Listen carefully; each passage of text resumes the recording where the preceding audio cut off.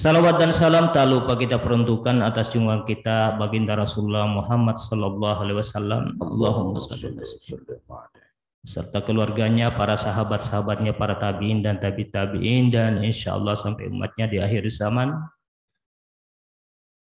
Baiklah, kita sama-sama membuka acara ini dengan membaca basmalah. Bismillahirrahmanirrahim. Hadirin jamaah subuh yang sama berbahagia, yang saya hormati para seluruh jamaah Masjid Sultan Alauddin dan begitu yang sempat langsung hadir di tempat ini dan yang melalui Zoom di rumah. Wabil khusus yang kita hormati dan muliakan Anda Geruta Ustadz Al-Mukarram Dr. Haji Syamsu Alam Usman SAGM AG. Alhamdulillah di sela kesibukan pengajian beliau menyempatkan dirinya untuk hadir, bahkan waktu kami telepon ada juga kajian rutinnya setiap hari di masjid yang lain, tapi alhamdulillah karena kita Masjid Sultan Alauddin membutuhkan beliau, maka dia menyempatkan waktunya untuk kita semuanya. Semoga kita mendapatkan manfaat, faedah dan barokah yang akan disampaikan oleh guru kita. Untuk menghargai waktu dengan hormat dipersilakan kepada guru Tabaran 30 menit atau 40 menit untuk memaparkan materinya pada kesempatan ini. Lalu dilanjutkan dengan sesi kedua, yaitu tanya jawab dari beberapa jamaah. Dengan hormat disilakan Al-Anfal pada maskuran maju. Terima kasih.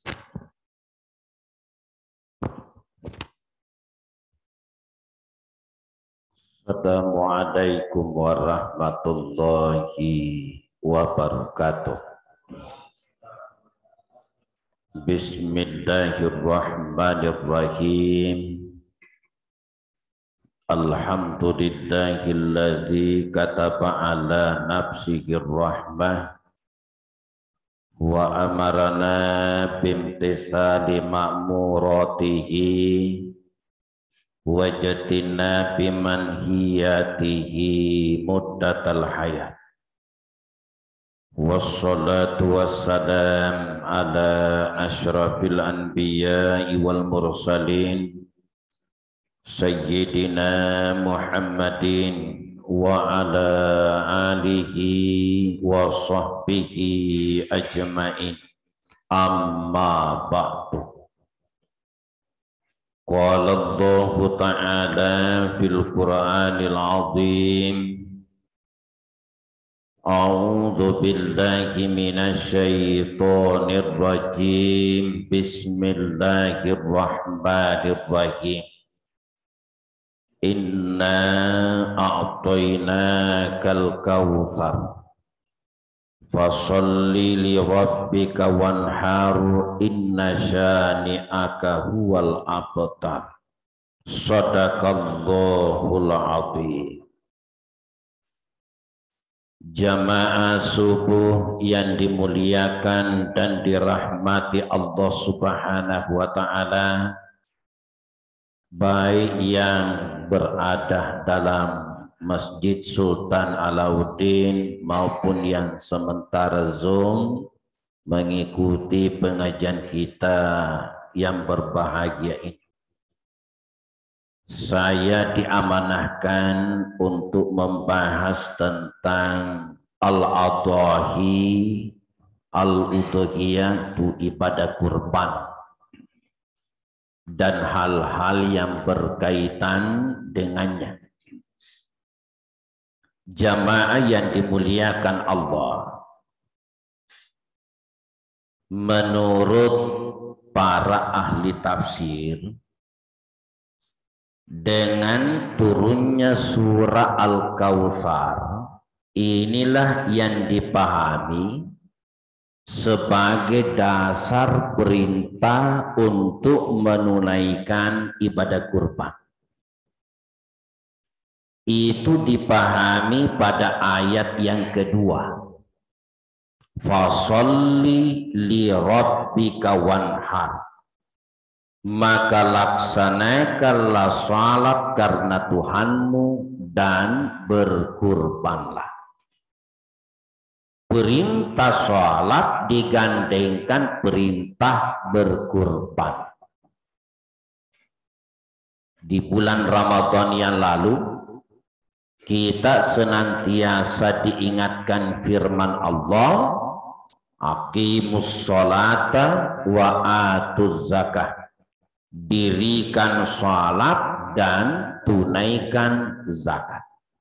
Perintah salat digandengkan dengan perintah berzakat. Apa hikmah penggandengan perintah salat dan perintah zakat dan penggandengan perintah salat dan perintah berkurban? Itu jawabannya sama. Itu adalah bentuk penjelasan Allah tentang wajibnya kita untuk menjaga dua hubungan, hablum minallah dan hablum minannas.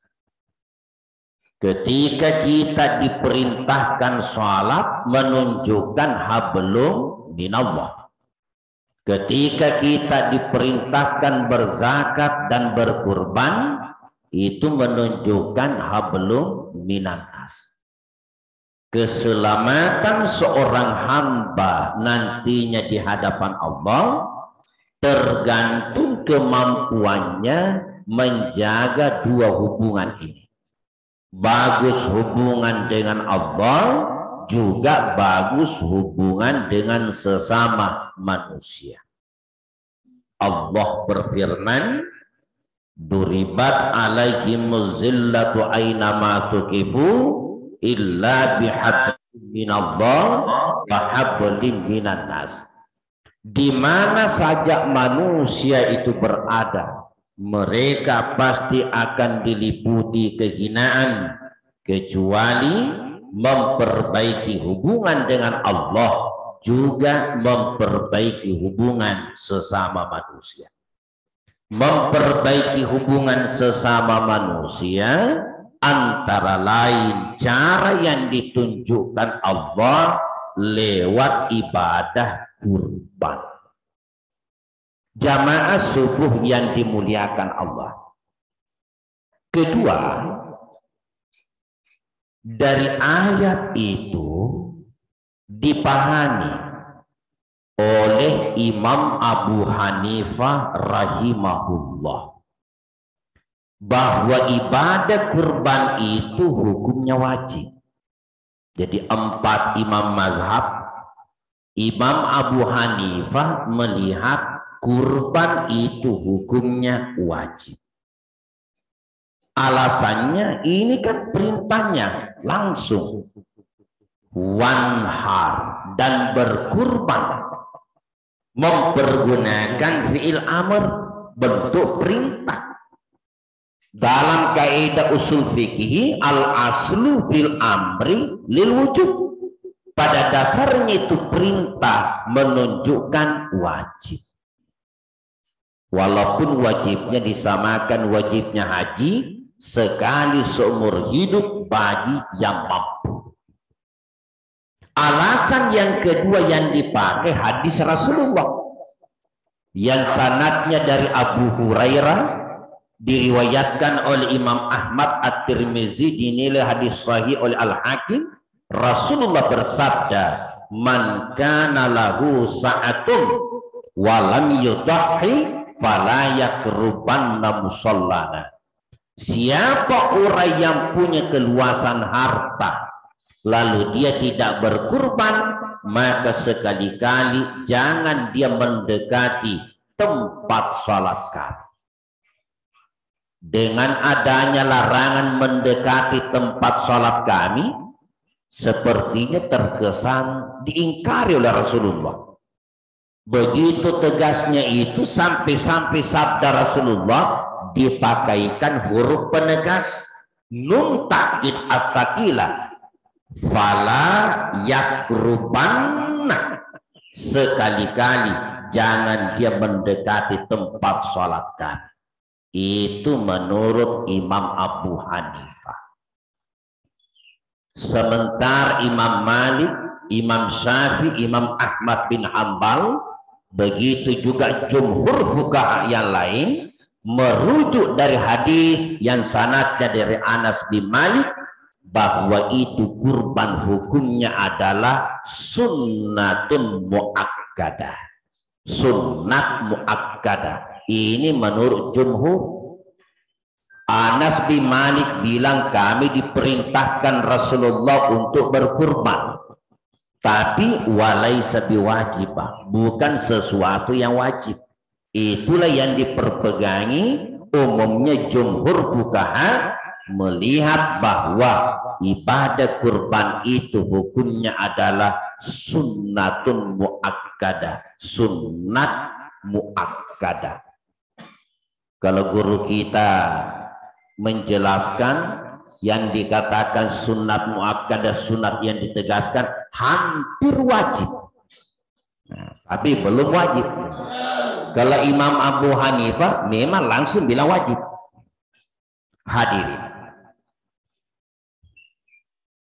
kemudian ini ibadah kurban sesuai namanya, al-adahi al-udhiyah, itu terambil dari akar kata duha, waktu duha. Makanya itu kurban tinggi fadilah keutamaannya disembeli di waktu-waktu duha. Waktu duha bagaimana?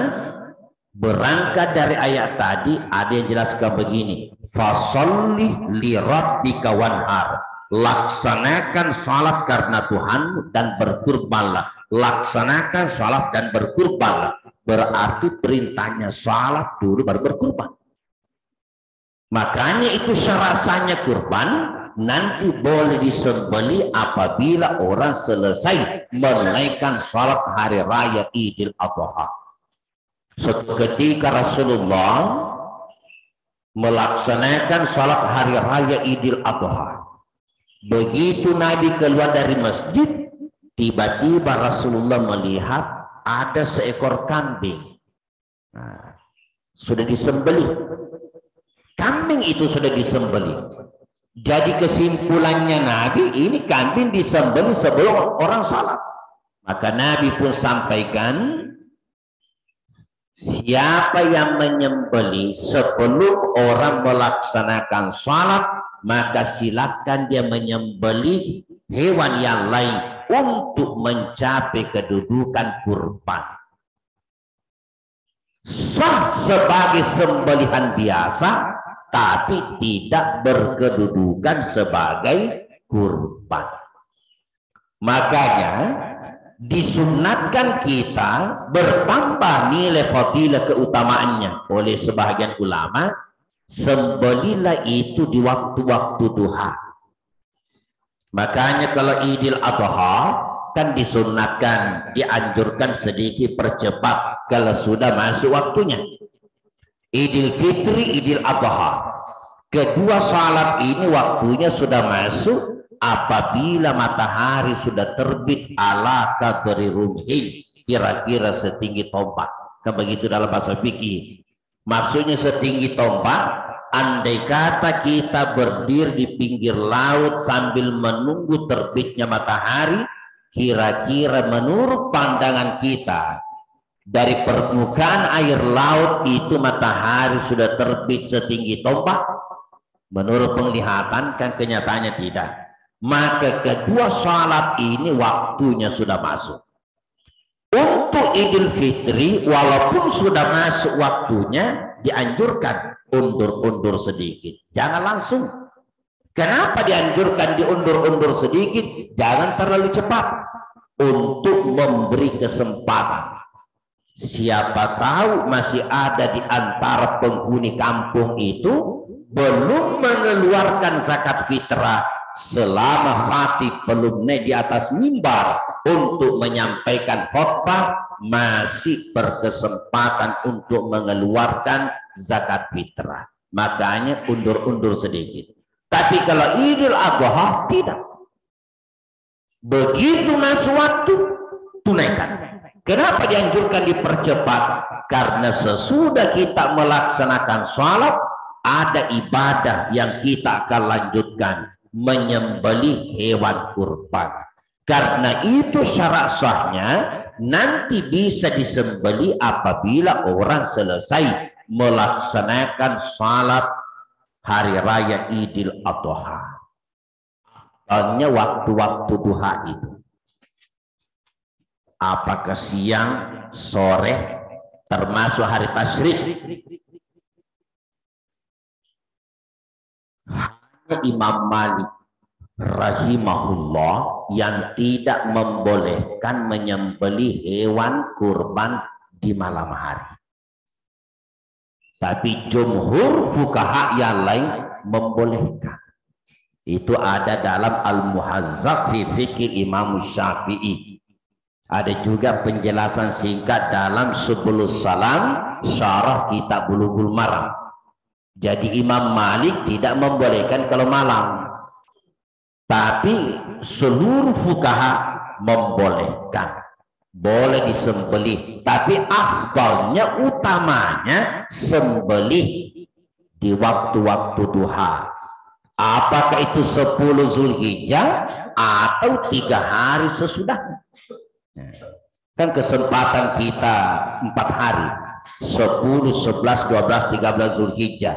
Makanya untuk menandai bahwa orang masih bisa menunaikan ibadah kurban, disunnatkan kita untuk tetap mengumandangkan takbir. Allahu Akbar, Allahu Akbar, Allahu Akbar, untuk memberi tanda bahwa orang masih boleh untuk menunaikan ibadah kurban.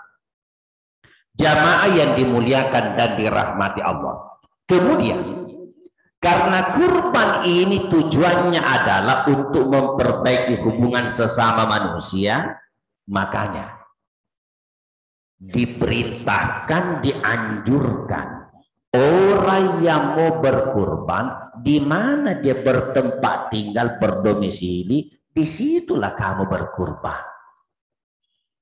Jangan tinggal di Makassar berkurban di Bulukumba. Tinggal di Makassar berkurban di Papua. Berkurban di tempat yang lain. Kecuali kalau ada kemaslahatan lain, maksudnya tidak bisa tercapai maksimal kalau disembelih di situ, silahkan disembelih di tempat yang lain.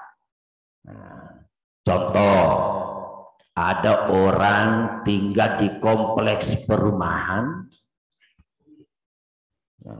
yang kompleks perumahan itu boleh dikata tidak ada orang miskin. Mulai pintu gerbang sampai yang paling terakhir, semuanya orang kaya. Saya biasa masuk ceramah di kompleks perumahan yang menurut saya elit. Kadang tanya-tanya, Pak Haji, di sini harga rumah berapa? Paling murah di sini Ustaz 1 miliar, 1,5 miliar. Ada di belakang sekali tuh 1,7 miliar. Mau beli? Saya bilang tidak, Ji, cuma tanya-tanya. Dek gak tahu kasih asih, so gimana? Kalau di situ berkurban satu di antaranya, baru mau dibagi-bagi kurbannya di situ, tidak menggembirakan. Karena mungkin sudah ada di situ, naleju di daging. Bahkan mungkin sudah ada dilarang makan daging, hipertensi. Jadi bagaimana? Apa boleh buat? Itulah antara maslahat. Boleh. Tinggal di situ, silakan disembelih di tempat yang lain. Hanya kalau orang berkurban disembelih, disunatkan hadir ketika dia disembelih hewan kurbannya. Saksikan, itu disunatkan.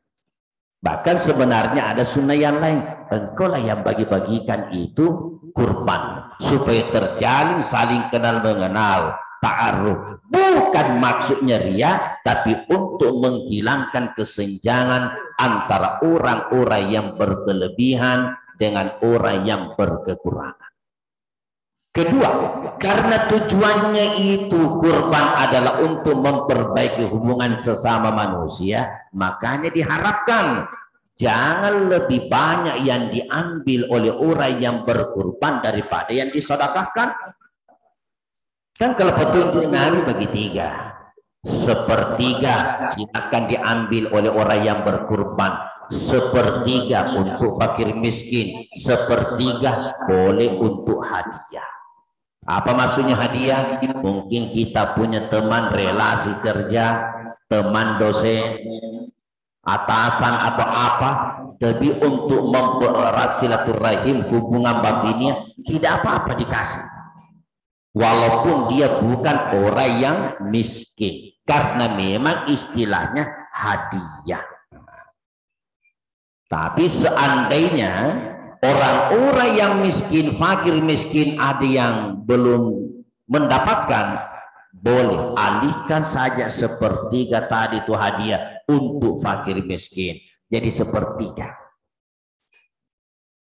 Jadi 100% ambillah 25%, 75% bagi-bagikan. Jangan dibalik. 75% yang kita ambil, lalu 25% yang kita sedekahkan. Istilah guru saya di pesantren, itu bukan orang berkurban, cuma suruh potong. Mas suruh gere miaro. Padahal dianjurkan lebih banyak yang disedekahkan. Ada saudara kita bilang, kalau begitu begini saya, tidak usah saya ambil, semua saya sedekahkan supaya semua bernilai pahala.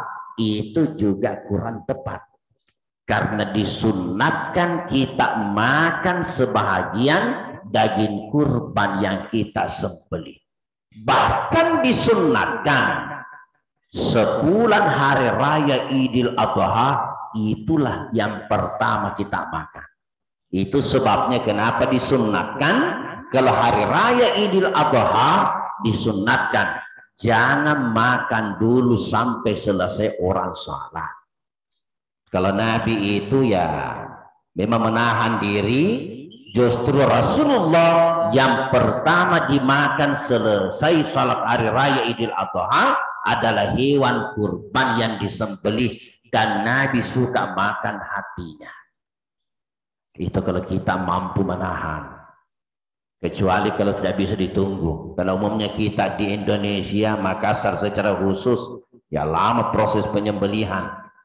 Apalagi kalau sapi kita urutan ke-6. Baru yang disembelih baru nomor 2. Nah ini sudah jam 11. Bisa-bisa nanti makan tengah malam. Kalau itu yang mau ditunggu, maksudnya teorinya begitu. Kalau ada yang bisa menunggu, apa? Nah, Nabi suka makan daging kurban. Jadi disunatkan juga kita makan sebahagian. Hadirin jamaah yang dimuliakan dan dirahmati Allah. Ibadah kurban ini sebenarnya awal mulanya itu yang diperintahkan yang mampu membeli seekor lagu satu, mampu membeli seekor unta, mampu membeli seekor sapi atau kerbau, mampu membeli seekor kambing atau domba, yang mampu membeli seekor. Itu yang awal mulanya dianjurkan oleh Rasulullah untuk menunaikan ibadah kurban.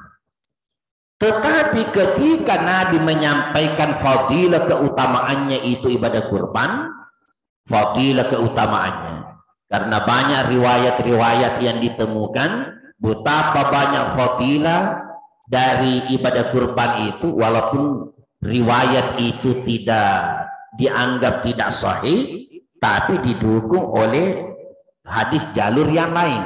Misalnya satu di antaranya, ketika hewan kurban itu disembelih, darahnya sudah muncrat, maka mulai tetesan darah yang paling pertama sampai yang paling terakhir memohonkan rahmat dan ampun kepada Allah bagi orang-orang yang berkurban. Bagi orang yang berkurban. Banyak sekali fadilah keutamaannya.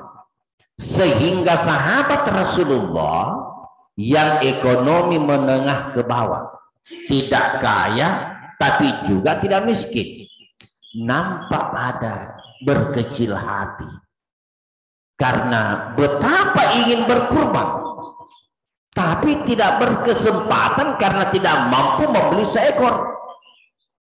Padahal betapa ingin juga mendapatkan pahala kurban. Maka diberi kelonggaran oleh Rasulullah. Bagi yang tidak mampu, boleh berkurban dengan cara berkelompok. Untuk seekor unta, satu riwayat, bisa berkelompok paling banyak 10 orang. Ada juga riwayat yang lain 7 orang. Tapi ada hadis juga 10 orang kalau unta paling banyak. Tidak boleh lebih. Untuk seekor sapi bisa berkelompok paling banyak 7 orang. Bisa kurang dari 7. Untuk seekor kambing tidak boleh berkelompok 2 atas nama. Harus berdiri sendiri. Tetapi orang yang berkurban seekor kambing bisa juga meniatkan pahalanya untuk keluarganya. Nah, seperti yang dilakukan Rasulullah. Bahkan kalau Nabi itu lebih hebat. Yang dikurbankan cuma seekor kambing. Apa yang dibaca Rasulullah? Allahumma ya Allah, taqabbal, terimalah min Muhammadin, dari Muhammad, wa min ali Muhammadin, dari keluarganya Muhammad, wa min ummati Muhammadin, juga dari umatnya Muhammad. Jadi bukan berkelompok atas nama, tapi berkaitan pahalanya diperuntukkan untuk seluruh keluarganya. Hadirin jamaah yang dimuliakan dan dirahmati Allah Subhanahu wa ta'ala. Nah, kemudian ibadah kurban ini termasuk syarat sahnya tidak boleh cacat, harus sehat.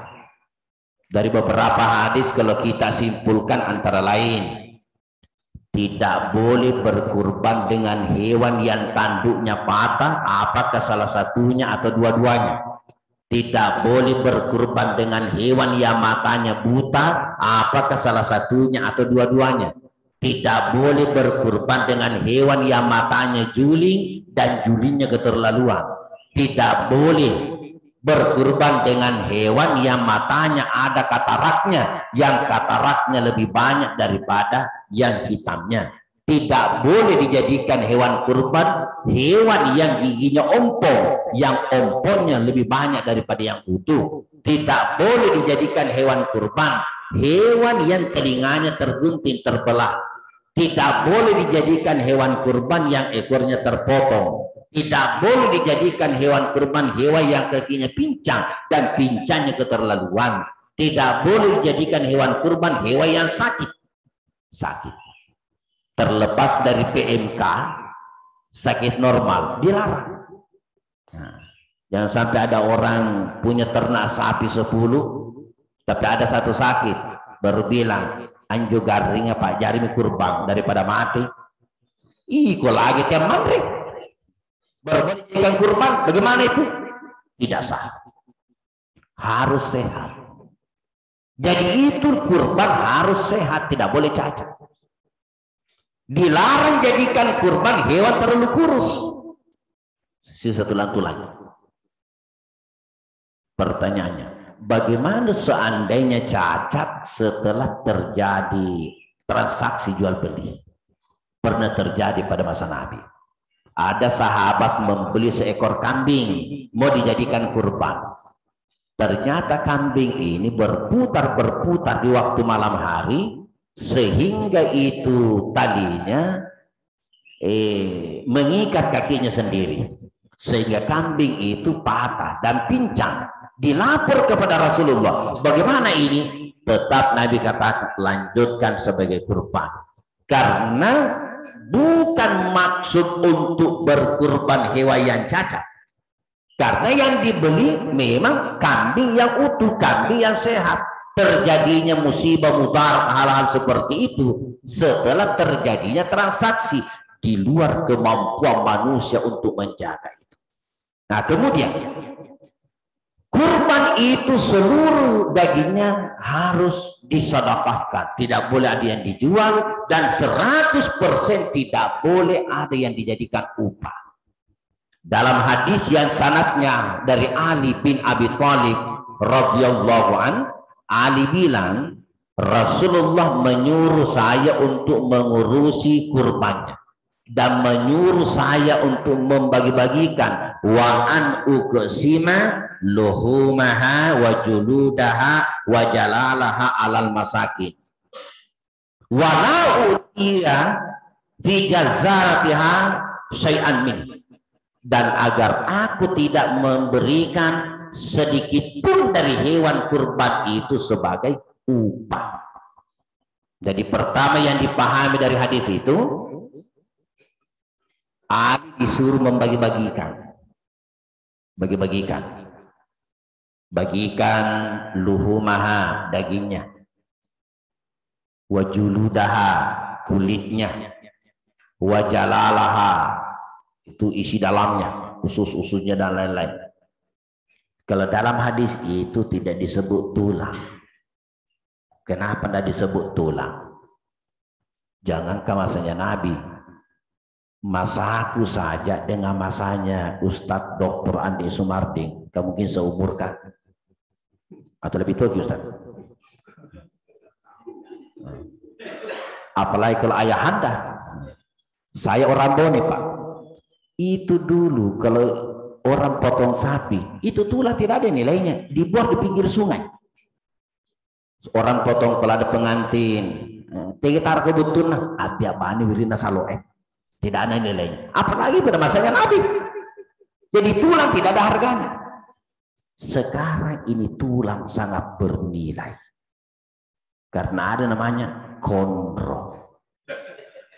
Tersedia jus tulang. Masuli.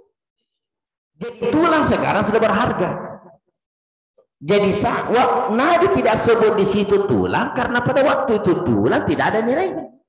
Sama ini di Manasik, saya ditanya jamaah, Ustadz kenapa tidak ada ditunjukkan Nabi doa naik pesawat?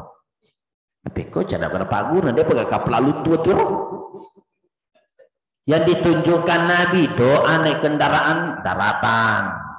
Subhanallazi sakharna hadza wa ma kunna lahu muqrinin wa inna ila rabbina lamunqalibun. Itu kayak ditunjukkan, itu kan ayat. Naik kapal laut ditunjukkan, baca Bismillahirrahmanirrahim wa mursaha, antara lain. Karena sudah ada kapal laut, sudah ada kendaraan daratan. Tapi kapal laut itu dia pegagan. Bagaimana Nabi mengajarkan naik pesawat? Nah, Nabi tidak tunjukkan tulang karena tidak ada guna-gunanya dulu. Jadi walaupun tidak disebutkan juga masuk, semua harus disedekahkan. Kalau tidak mau disedekahkan, ya silakan ambil sendiri. Jangan dijual. Jangan sampai dia bilang, "Daeng, tolong pisahkan itu daging-dagingnya, tulangnya kumpul di sini. Jangan diganggu-ganggu." Karena sudah mau bicara penjual skondro di luar. Saya mau jual. Tidak bisa. Kalau tidak mau diberikan orang, ambil. Kemudian jangan jadikan bagian-bagian tubuhnya sebagai upah. Contoh, panggil tukang potong, Pak, tugas tak potong, gaji tak ambil kepalanya. Tidak bisa. Bukan berarti yang potong tidak boleh ambil kepalanya, sangat bisa, tapi berikan sebagai sedekah, berikan sebagai pemberian. Jangan katakan upah. Begitu juga yang buka kulitnya, Pak, tugas tak buka kulitnya, gaji tak ambil itu kulitnya. Tidak bisa dijadikan upah sedikit pun. Hadirin jamaah sekalian yang dimuliakan dan dirahmati Allah Subhanahu wa ta'ala. Inilah sebagai pengantar yang sempat saya berikan pada kesempatan yang berbahagia dan berberkah ini. Sekiranya ada hal-hal yang ingin dibicarakan, dipertanyakan, insya Allah nanti kita perbincangkan, bahas secara bersama. Mohon maaf atas segala kekurangan. Wabillahi taufiq wal hidayah. Assalamualaikum warahmatullahi wabarakatuh.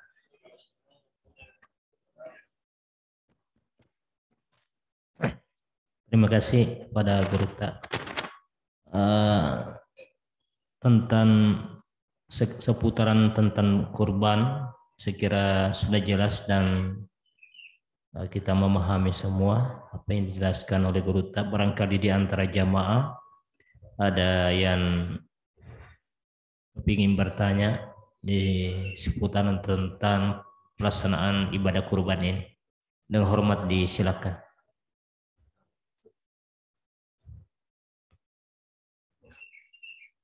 Ya, silakan Dr. Haji Syahrir Habibah. Dengan hormat disilakan. Bismillahirrahmanirrahim. Assalamualaikum warahmatullahi wabarakatuh. Waalaikumsalam.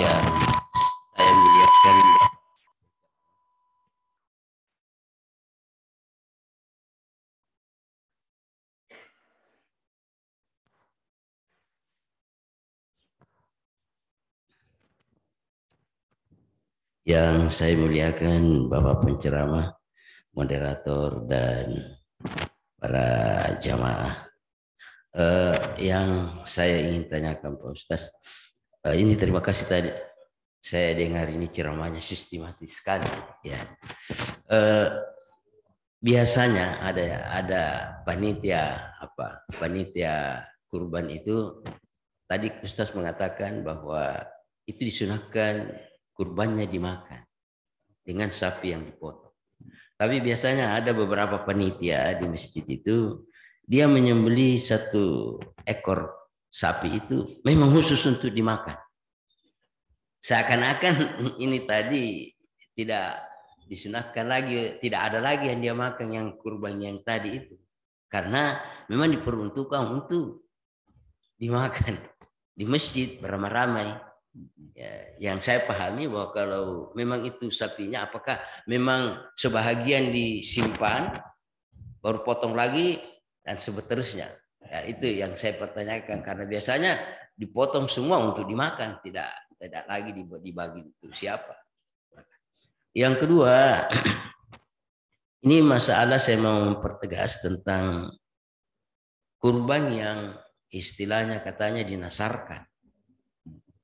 Ya, apakah memang ada riwayat atau apa bahwa pernah suatu ketika ada orang berkurban dinasarkan sehingga kurbannya itu tidak bisa sama sekali dimakan oleh yang berkurban. Terima kasih. Assalamualaikum warahmatullahi wabarakatuh.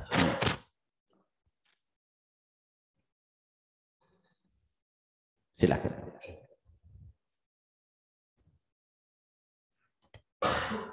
Assalamualaikum warahmatullahi wabarakatuh. Waalaikumsalam warahmatullahi wabarakatuh. Pertanyaan singkat. Boleh kita berpuasa sementara wukuf di Arafah sudah selesai?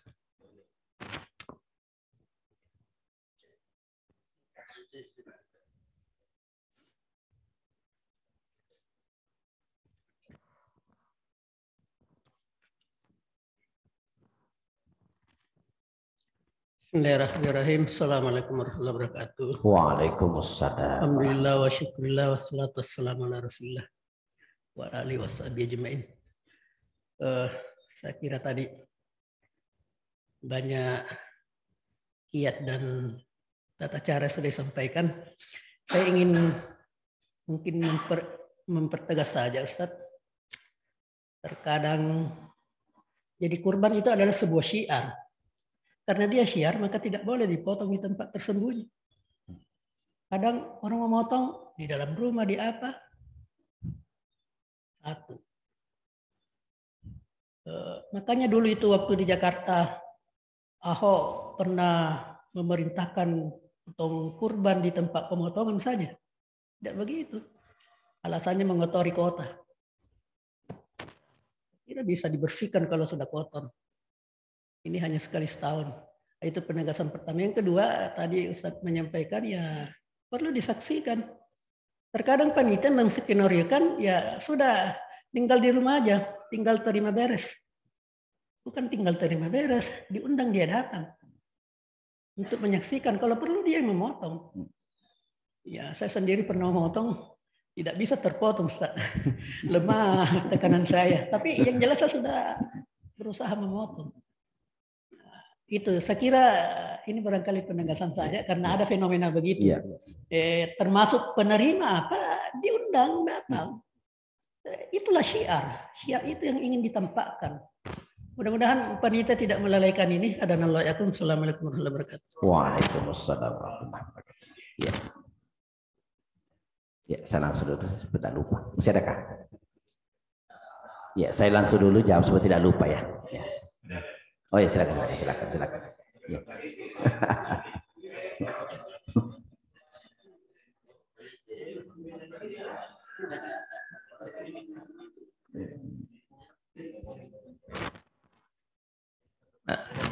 Nah. Bismillahirrahmanirrahim. Al-Mukarram yang kami cintai. Sedikit ini sering terjadi dan terjadi di biasanya kurban kambing antara kambing jantan dan kambing betina, yang mana mustahab, apa memang harus jantan atau kambing betina juga dibolehkan. Saya kira itu saja. Jadi saya langsung saja dulu supaya tidak lupa. Ya. Pertama dari ayahanda berkaitan tentang pertama kurban nazar dulu. Saya ingat, bisa ke orang bernazar, namanya nazar kan sebenarnya itu nazar. Ya, itu dalam Bulughul Maram diperjelas dalam Subulus Salam. Memang di situ Kitabul Aimani wan Nuzur. Kitab sumpah dan nazar. Nazar kalau istilah orang Bugis tinjak.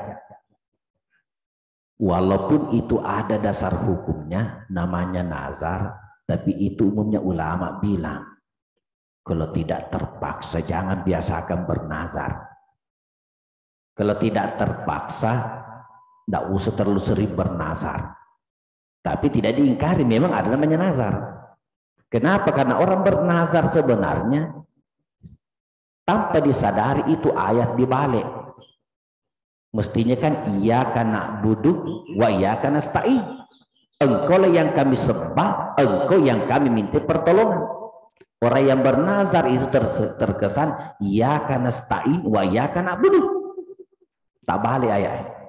Kenapa? Coba lihat orang bernazar, apa dia bilang? Kalau anakku lulus tentara, mau kak berkurban 1 ekor sapi. Jadi kalau tidak lulus, tidak jadi berkurban. Belaseke. Jadi nanti mau berkurban, beribadah kalau Allah kasih. Berarti iyyaka nasta'in wa iyyaka na'budu. Mestinya iyyaka na'budu wa iyyaka nasta'in. Jadi walaupun itu ada dasarnya baik Quran maupun hadis, itu para ulama kalau tidak terpaksa tidak usah terlalu sering bernazar, tapi ada. Bagaimana seandainya kalau ada orang berkurban untuk nazar? Maka andai kata dia berkurban untuk nazar, maka 100% dagingnya memang harus disedekahkan. Itu harus disedekahkan. Itu ada penjelasan dalam Tanwirul Qulub, termasuk juga ada dalam Kifayatul Ahyar, bahwa memang kalau kurban nazar ittafaq. Ittafaq, diperselisihkan, apa disepakati, tidak boleh ada yang diambil oleh yang bernazar kurban itu. Yang diperselisihkan berkurban atas nama orang yang sudah meninggal dunia. Yang diperselisihkan. Kalau dalam Al-Fiqh ala Mazahibil Arba'ah itu ada 4 penjelasan. Berkurban atas nama orang yang sudah meninggal dunia. Pertama, kalau Imam Abu Hanifah bisa berkurban atas nama orang yang sudah meninggal dunia, tapi tidak boleh diambil dagingnya. Sedekahkan semua. Imam Malik bin Anas rahimahullah boleh berkurban atas nama orang yang sudah meninggal dunia kalau ada wasiat yang pernah disampaikan sebelumnya. Seperti Nabi, itu hadis dalam riwayat Abu Daud, Nabi pernah berpesan kepada Ali bin Abi Thalib. Jadi Ali berkurban 2 ekor sapi, 2 ekor kambing. Ditanya oleh sahabat, untuk apa ini Ali? Kenapa kamu berkurban 2 ekor kambing? Qala Ali menjawab, Ausani Rasulullah sallallahu alaihi wasallam an udhiya anhu fa udhiya anhu. Rasulullah pernah berwasiat kepadaku, maksudnya semasa hidupnya, agar aku berkurban untuknya, maka aku pun berkurban untuknya. Jadi kambing yang satu adalah kurbanku dan kambing yang satu adalah untuk Rasulullah. Imam Malik tidak boleh diambil dagingnya, semua harus disedekahkan. Imam Syafi'i rahimahullah sebaiknya ikutkan saja namanya di orang hidup. Maksudnya cukuplah orang hidup yang berkurban, dialah yang berniat pahalanya. Ya Allah, saya peruntukkan juga untuk orang tuaku. Pahalanya juga untuk seluruh keluargaku. Nah, dasar hukum yang dipakai Imam Syafi'i antara yang tadi itu. Nabi min Muhammadin wa min ali Muhammadin wa min ummati Muhammadin. Ya Allah, ini kurban dari Muhammad, dari keluarganya Muhammad, dari umatnya Nabi Muhammad. Ada riwayat yang lain yang belum berkurban. Nah, itu dilakukan Nabi. Dasar hukum yang kedua itu hadis yang sanadnya dari Jabir. Ada sahabat datang kepada Nabi bertanya, ya Rasulullah, ketika kedua orang tuaku masih hidup, saya ini anak berbakti. Sekarang kedua orang tuaku dua-duanya sudah meninggal. Fa kaifa abirruhuma ba'da mautihima? Bagaimana caranya aku berbakti, berbuat baik kepada keduanya setelah keduanya meninggal dunia? Masih ada kesempatan. Kalau Nabi menjawab, dari beberapa yang ditunjukkan di situ, satu diantaranya, wa anta saddaqalahuma ma'ah sadaqatika. Engkau bersedekah bagi keduanya bersama dengan sedekahmu. Maksudnya kalau kamu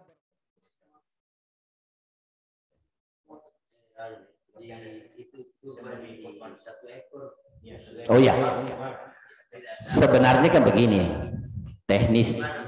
Nah, kan sebenarnya itu teknis sebenarnya. Ya, pada dasarnya kan ketika kita berkurban sama juga pertanyaan begini, Ustadz, sebenarnya sapiku nomor 4. Nah ini saya mau ke pangkep, yang dipotong baru nomor 1. Bisa saya ambil saja itu yang nomor 1 dagingnya, nanti itu ambil dagingku di nomor 4. Karena saya mau ke pangkep buru-buru. Apakah bisa? Maslahatnya boleh, silakan. Selama sama ukurannya. Jangan sampai sapinya orang 80 kilo, kau 60 kilo. Yang kedua jenisnya sama. Kurbanmu kambing, baru mau ambil sapi.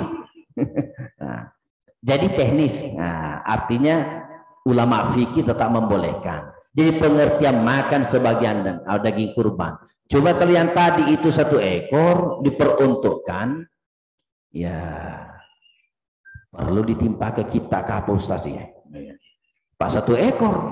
Nah, mestinya dicampur saja. Nah, ini kan kalau 1 ekor peruntukannya, ini kan mau istilahnya dikurbankan.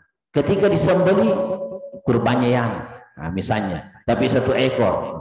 Semuanya untuk panitia, maksudnya nggak usah dibagi-bagikan itu untuk anu. Nah, jadi mungkin perlu dicampur supaya dibagi-bagikan ya. Saya tidak katakan tidak tepat ya, tapi perlu ya kembali saya belajar lagi. Tiba-tiba kita 3 dasarnya. Nah, kemudian dari ayahanda, boleh berpuasa sementara. Ini ayahanda yang saya ditanya sejak ketetapan Menteri Agama, tidak pernah berhenti APku. Masih ada saya belum jawab. Ustaz, kapan kita puasa? Gak ku mengerti itu maksudmu. Memang kan, tapi sebenarnya begini. Imam Syafi'i itu menjelaskan apabila terjadi perbedaan pendapat berkaitan masuknya Ramadan, masuknya Syawal, masuknya Zulhijjah atau lain-lain dalam satu negara, dalam satu daerah, maka ikuti ketetapan umara. Ikuti ketetapan umara. Nah, guru kita Al-Allamah almarhum Ki Haji Muhammad Nur dalam salah satu pengajian beliau bilang begini, mengikuti umara ada dalilnya, mengikuti organisasi tidak ada dalilnya. Kalau misalnya di hari kemudian kamu ditanya kenapa kamu lakukan itu, tanai presidenku, tanya umara. Ada keputusan, kan memang sebenarnya terjadi perbedaan karena ada gunakan hisab dengan ru'yah. Ya. Kalau saya yang ditanya, bagaimana cara menganalisa? Yang mana sebenarnya duluan? Kalau saya melihat, kalau Quran hadis, ru'ya dulu. Usahakan melihat bulan. Bahkan kalau mau dikatakan, imkanul ru'ya, kemungkinan terlihat, itu pun sebenarnya bisa menjadi dasar dilanjutkan. Contoh, kan Nabi katakan, fa'in gummah alaikum fa'akmilul iddata salasin. Jika kamu terhalang oleh awan, maksudnya tidak bisa kamu lihat bulan, sempurnakan bilangan menjadi 30. Sebenarnya seandainya tidak ada awan, kamu bisa lihat. Tapi kalau kamu terhalang, sempurnakan itu bilangan menjadi 30. Berarti tekstualnya hadis itu imkanur ru'ya tidak bisa menjadi dasar. Apalagi kalau memang tidak terlihat. Nah, sekarang kan tidak terlihat. Ada bilang susah karena dimasuki kepentingan. Saya bilang begini, memang keputusan yang lain bisa dimasuki kepentingan. Tapi ada, ini berkaitan penetapan masuknya Ramadan, masuknya Syawal, itu sulit barangkali dimasuki kepentingan. Karena semua elemen melihat. Saya analogikan lomba. Ada lomba bisa dimasuki kepentingan. Lomba menyanyi. Siapa juara 1? Nah, beda-beda tipis. Ini angkanya 95 yang satu. Yang satu 91. Tapi kebetulan 91 sekampung tim penilai. Si kampung gue. Beda-beda tipis dia lagi.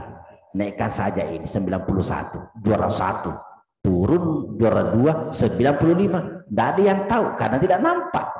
Tapi ada lomba tidak bisa. Lomba lari. Yang mana juara 1? Itu di depan. Tidak mungkin orang bilang sebenarnya yang juara 1 itu yang diberarti. Kok caranya juara 1 nomor dimundur? Yang mana juara 1? Itu di depan. Beginilah barangkali ru'yatul hilal. Muhammadiyah, Wahdah, Nahdlatul Ulama. Siapa menjadi saksi? Ada kalian lihat bulan? Kan tidak ada. Makanya karena tidak ada yang melihat, itu diputuskan. Sempurnakan bilangan Zulkaidah menjadi 30. Sehingga untuk sementara yang kita baca, Indonesia, Malaysia, Brunei Darussalam, Jepang, Thailand, Filipina, negara Asia Tenggara, India, semua itu hari raya Idul Adha tanggal 10 Juli. Jadi mereka semua di situ. Pertanyaannya ada, bagaimana ini? Memang ada perasaan lain. Saudara kita di Muhammadiyah sudah khutbah. Hari ini hari raya Idul Adha. Ayyamu aklin wa syurbin wa zikrillahi ta'ala. Ini hari untuk makan, minum dan berzikir. Diharamkan untuk berpuasa. Samping rumahnya masih puasa Arafah. Jadi saya bilang begini, kalau lempar rasa anta, ambil mie Jumat. Puasa bagi hari Jumat saja. Nah, kalau lempar perasaan, walaupun sebenarnya tidak disalahkan kalau dia mau. Nah, tapi kalau daripada lempar perasaan, kan Jumat kalau istilahnya itu dianggap bahwa tidak ada perselisihan di situ, ya, lebih kan mesti dianggap tarwiyah misalnya. Nah, karena memang orang pasti bertanya, orang wukuf hari Jumat, Lebaran hari Ahad. Nah, sebenarnya kalau mau diukur-ukur itu, diukur-ukur, bisa kita Lebaran hari Sabtu, tapi nanti jam 1 siang. Sebenarnya kalau berdasarkan ukuran waktu, kita kan lebih cepat 6 jam daripada Arab Saudi. Nah, tapi tak, saya sampaikan kepada jamaah, kalau lempar santai, ambil mie Jumat. Tapi kalau puasa ke hari Jumat, jangan berdiri sendiri, puasa ke Kamis. Dilarang kita oleh Nabi berpuasa tersendiri hari Jumat, kecuali berpuasa 1 hari sebelumnya, 1 hari sesudahnya.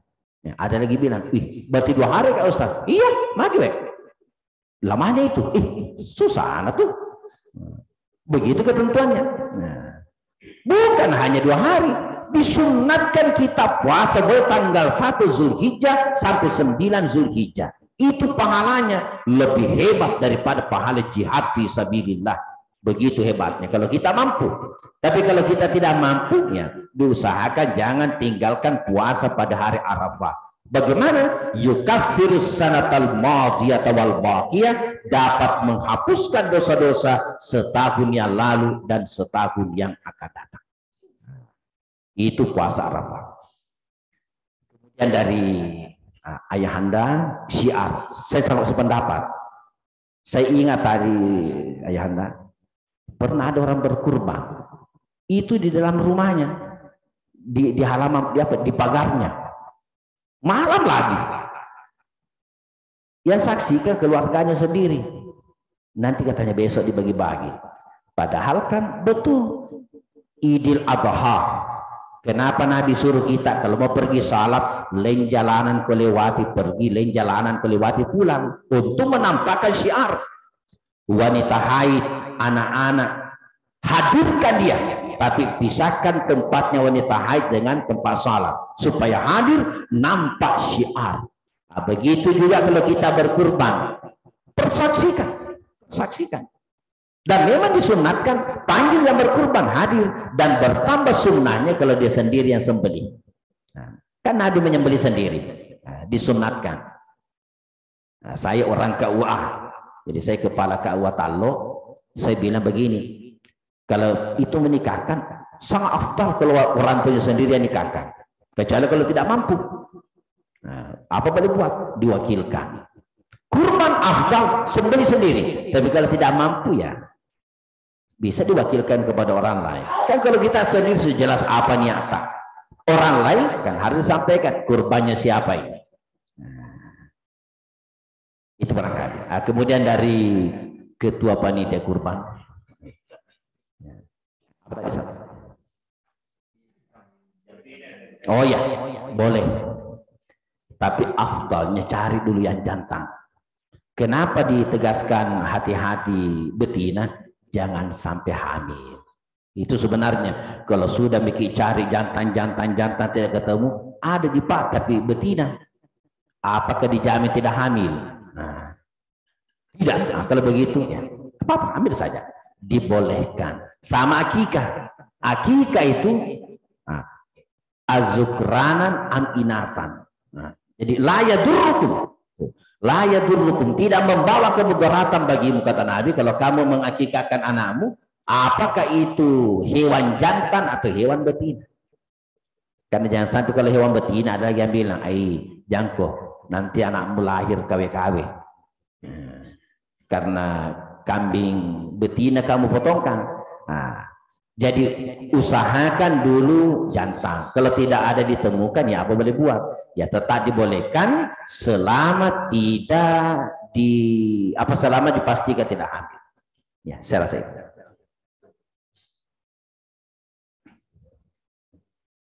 Saya ada.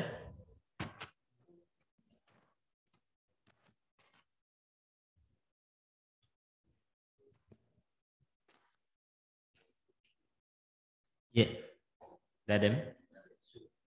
ada dari Zoom. Ya. Ada dari Zoom? Tidak ada. Baiklah. Ada juga saya pertanyakan sedikit ini Ustaz, tentang masalah syiar tadi dari Prof. Dr. Haji Andi Aladin ketika kami naik Tanah Suci 2017. Itu memang kurang terkesan dengan syiar karena pembimbing ibadah haji waktu itu saya Syekh Mali, imamnya Masjid Raya. Baru memang onta dipotong, kurban saya satu kelompok itu ada hampir 40 orang, 30 orang satu rombongan. Lalu saya yang mendampingi Syekh Mali, lalu sembunyi-sembunyi di sana, keluar di Arab Saudi, di pelosok-pelosok itu. Apa tidak terkesan ini disembunyikan atau bagaimana? Karena katanya takut dilihat karena orang Bangladesh, takut dilihat sama polisi. Makanya dia berkurban di luar sedikit dari kota Mekkah. Iya, sembunyi-sembunyi. Sembunyi-sembunyi sedikit. Sedikit. Iya, terima kasih. Ya. Jadi sebenarnya itu kan namanya begini. Allah berfirman, "Famaniturra gaira bagin wala adin fala isma alai." Siapa orang yang kena terpaksa darurat, tidak ada maksud melanggar hukum Allah, tidak melampaui batas, tidak ada dosa atasnya. Perintahnya syiar, nampakkan. Tapi kalau kata dinampakkan bisa timbul kemudaratan. Atau misalnya penghuni kampung di situ belum apa-apa sudah berebutan mau ambil, ya apa boleh buat. Itu kan bagian daripada sesuatu yang menghendaki ya yang tadinya tidak boleh menjadi boleh, jadi alasan darurat misalnya. Apalagi kalau tadi alasannya bahu disembunyikan. Nah, cuma perlu catatan. Nah, kan tadi bicarakan masalah haji. Disembunyikan ya untuk apa? Jangan sampai contoh-contoh. Ada juga itu biasa orang ya mau membantu. Mari kumpul misalnya uang tak. Nanti saya pergi potong kaki untuk pembayaran dam karena tamaktu dia. Misalnya semua jamaah tabe uangku ini. Berapa jamaah? 100 orang yang store. Sampai di sana yang dipotongkan itu cuma 70 orang. 30 orang tidak masuk. Ditanya biasa saya jamaah, bagaimana Ustaz? Kalau termasuk saya uangku tidak dibelikan kambing, niat yang menentukan. Karena niat menentukan tetap dianggap sudah bayar dam. Bagaimana seandainya yang bersangkutan salah gunakan? Bertanggungjawabkan nanti di hadapan Allah Subhanahu wa Ta'ala. Ya. Jadi ada juga Kak, sebagian sembunyi-sembunyi, maksudnya begitu. Jamaah kok ikut mabilah. Jamaah tunggu misalnya laporan bahwa sudah dipotongkan hewan. Ya. Ada barangkali dari ibu-ibu, jamaah ibu-ibu di belakang. Silakan dengan hormat.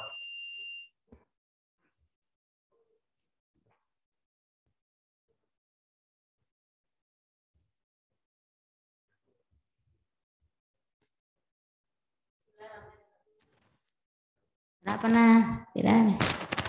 Bismillahirrahmanirrahim. Assalamualaikum warahmatullahi wabarakatuh. Waalaikumsalam wabarakatuh. Yang saya hormati Bapak atas penyaji materi pada pagi hari ini. Saya langsung saja bertanya, Pak Ustaz. Bagaimana kalau yang menyelenggarakan itu atau panitia penyelenggaraan kurban, karena banyak kulit yang terkumpul, dia pegang, akhirnya dia jual. Bagaimana hukumnya bagi dia? Apakah boleh dia menjual karena bukan dia yang kurban, hanya diberikan, disedekahkan oleh pemilik kurban, tapi dia jual di tempat lain karena terlalu banyak, misalnya kalau ada 10 sapi, tapi dia disedekahkan oleh semua pemilik kurban, silahkan ambil kulitnya. Nah, tidak mungkin dia simpan begitu, pasti dia jual. Kemudian yang kedua pertanyaan saya, tadinya itu yang afdal kita memotong kambing yang jantan, tapi kalau terpaksa kita memotong yang betina, karena tadinya kita yakinkan bahwa kambing ini tidak hamil, tapi ternyata setelah dipotong, ternyata ada anaknya. Ya, bagaimana hukumnya anaknya itu di dalam, apa boleh dimakan, apa tidak? Sekian yang sementara saya pertanyakan kepada Ustaz. Mohon. Daging juga misalnya orang kan biasa banyak kasih, kita tidak bisa habiskan, terpaksa dia jual karena orangnya memang tidak mampu. Kayak misalnya di sini yang panitia itu rata-rata Pak Bentor dipakai, atau ada biasa kasih yang clean service, sehingga banyak kasih dan dia butuh juga biaya yang lain, terbagian dia jual. Bagaimana hukumnya? Termasuk kulit tadi, Pak Ustaz. Warahmatullahi wabarakatuh. Terima kasih. Saya langsung saja. Pertama, tidak boleh menjual daging kurban. Siapa? Bagi yang berkurban. Yang berkurban jangan jual kulitnya. Tapi kalau disedekahkan misalnya, apalagi kalau tadi panitia ada 10 kulit binatang, tinggal punyanya bilang, bagaimana Pak kulitnya? Ikut urus ikut. Ya, sedekahkan, terserah mau diapakan. Bisa dijual oleh panitia, bisa. Tapi pemanfaatannya untuk kemaslahatan manusia, silakan untuk dibagi-bagikan, atau panitia misalnya, atau mau disedekahkan. Tidak boleh dimasukkan ke masjid, karena itu peruntukannya untuk orang, bukan untuk pembangunan. Jadi boleh. Kedua, bisa kayak menjual daging kurban? Bisa kalau tujuannya adalah untuk kemaslahatannya, bukan untuk at-tijarah, perdagangan. Contoh, ada orang miskin. Tadi misalnya Pak Bentor dikasih daging 2 kilo. Ada dagingnya 2 kilo, tapi tidak ada ikannya. Tidak ada berasnya. Bisakah orang makan hanya daging saja? Kebetulan tetangga penjual bakso. Mas, sudah beli daging enggak? Ini baru mau beli. Bagaimana kalau dagingku saja kita beli? Biar saya kasih turun 100.000. Karena saya mau beli beras. Apakah boleh? Dibolehkan. Karena itu berkaitan maslahat hidupnya. Yang dilarang menjual daging kurban tujuan at-tijarah, perdagangan. Kan ada orang itu ahli cari kupon. Dapat kupon dari Masjid Alauddin 2. Dapat juga di luar dari Baitur Rahman 2. Kebetulan banyak temannya di UMI, teman Ustaz Sumardi, dapat 4 kupon. Sampai masuk di masjid Rabiatul Adawiyah, dapat juga kupon. Banyak sekali, bahkan sampai di Dayak banyak kuponnya. Akhirnya itu daging menumpuk. Banyak ini. Mas Facebook menjual daging segar, dia tidak bilang daging kurban. Daging segar, harga di bawah pasaran, tanpa ongkir, cepat dan tepat. 100.000 dibagi-bagi. Bagaimana itu? Diharamkan, karena tujuannya dia menjual untuk at-tijarah, perdagangan. Tetapi kalau tujuannya untuk biaya hidupnya, itu dibenarkan. Dia menjual tujuannya karena untuk kemaslahatannya. Jangan sengaja kumpulkan banyak daging untuk dijual. Manfaatkan untuk cari saudara kita yang belum dapat. Yang dibenarkan menjual tadi. Bagaimana mau makan daging, berasnya tidak ada? Jadi untuk beli beras bagaimana? Ya, dijual sebagian, dibolehkan. Karena tujuannya untuk maslahat kebutuhannya sendiri. Iya. Itu mungkin. Ya. Masih ada? Oh iya, silakan. Apa tadi? Oh iya. Amin. Sampai sekarang ini kan jangankan manusia kan bisa dideteksi. Kan memang di situ dipesan-pesankan, ditakkid, usahakan jantan. Karena memang dipastikan tidak hamil. Jadi ketika kambing itu, istilahnya hewan itu mau dibeli, tapi ternyata tidak ada jantan, hanya ada betina. Memang harus diyakini bahwa tidak dalam keadaan hamil. Manusia bisa dideteksi, binatang juga sebenarnya bisa dideteksi bahwa dia dalam keadaan hamil. Bagaimana seandainya kita ini betul-betul terkecoh, tiba-tiba ternyata hamil? Bagaimana ini? Maka andai kata itu hewan itu dalam keadaan hamil, maka itu anaknya harus juga disembelih. Harus juga disembelih dan boleh untuk dimakan. Kalau misalnya memungkinkan untuk dimakan.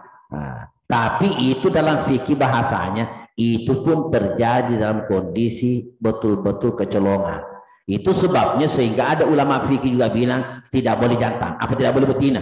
Harus bentuk ihtiyatan, kehati-hatian, jangan sampai betul-betul hamil tanpa kita mengetahuinya. Jadi sekarang ini sudah ada alat untuk mendeteksi itu. Karena manusia saja hamil atau tidak. Juga binatang bisa dideteksi hamil atau tidak. Nah, saya rasa begitu. Silakan. Masih ada? Iya, saya. Bismillahirrahmanirrahim. Assalamualaikum warahmatullahi wabarakatuh. Perkenalkan saya dengan Zainal. Saya warga dari Sulawesi Tengah, dari Palu. Misalkan kejadian seperti ini, saya berniat untuk kurban, tapi keluarga saya daerah Sulawesi Tengah, terus saya berkurban di Sulawesi Selatan. Bagaimana hukumnya? Kan tadi sempat Ustadz membicarakan terkait kalau kita melakukan kurban, tapi masih daerah wilayah tersebut, tapi ketika di situ wilayah tersebut orang kaya semua, kita pindah ke cari tempat yang memang yang warga membutuhkan. Tapi kalau kasusnya kita beda provinsi kayak gitu, tapi kita niat untuk kurban, hukumnya seperti apa, Ustaz? Assalamualaikum warahmatullahi wabarakatuh. Keluarga di Sulawesi Tengah, nah, saudara ada di Makassar, kita mau berkurban. Nah, di mana berkurbannya? Di mana kita bertempat tinggal. Nah, bertempat tinggal maksudnya memang di situ menetap, bukan pendatang. Nah, kecuali tadi kalau ada maslahat. Kenapa? Kan kalau bersedekah itu dianjurkan antar tetangga dulu.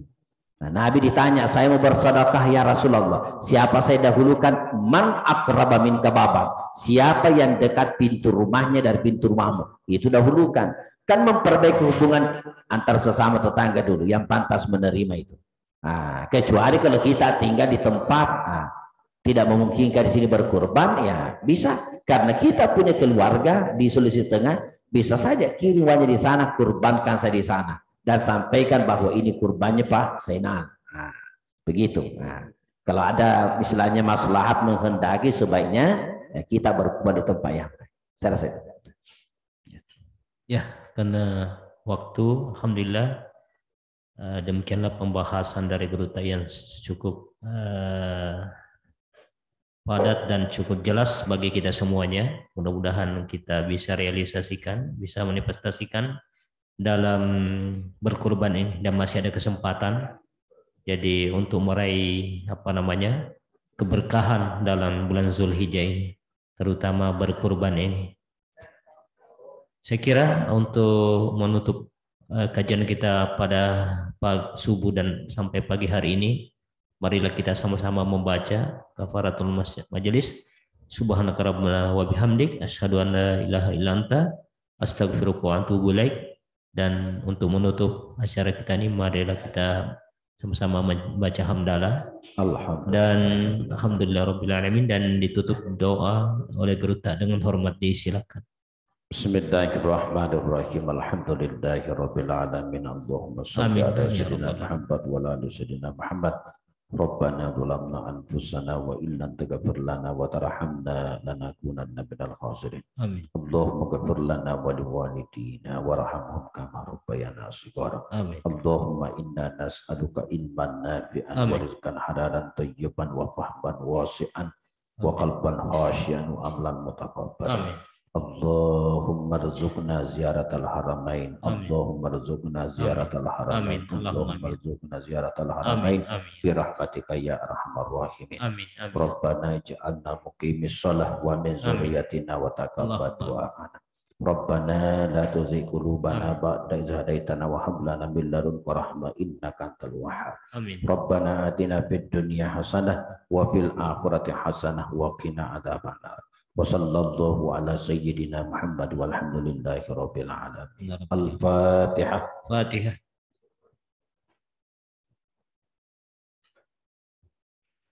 Assalamualaikum warahmatullahi wabarakatuh. Assalamualaikum warahmatullahi wabarakatuh. Demikianlah kajian kita hari ini. Kita ucapkan banyak terima kasih pada Geruta dan kepada seluruh jamaah yang sampai hadir. Akhir kalam, wallahul muwaffiq ila aqwamit thoriq. Wallahu wali taufiq wal hidayah. Assalamualaikum warahmatullahi wabarakatuh.